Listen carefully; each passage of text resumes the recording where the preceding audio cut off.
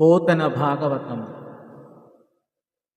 భక్తుడై గురు సేప తప్తుడై తాబంధు ప్రజద్భక్తుడై సిద్ధైశ్వర్యము కోల్పోయి విభవక్షీణుండునై పేదయై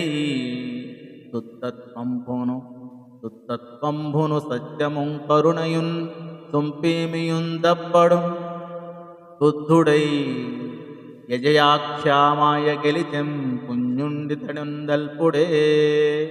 ఈ పుణ్యాత్ముడు బంధింపబడ్డాడు. గురువు శాపం వలన పరితాపానికి గురయ్యాడు. బంధువుల నుండి విడువబడ్డాడు. ప్రాప్తించిన అధికారాన్ని ఐశ్వర్యాన్ని కోల్పోయి పేదవాడయ్యాడు. అయినా నిర్మలంగా ఉన్నాడు. సత్యాన్ని దయని సన్మార్గాన్ని వదలకుండా ఉన్నాడు. జ్ఞాని అయి గెలవడానికి సాధ్యం కాని అజయ అని పేరు పడ్డ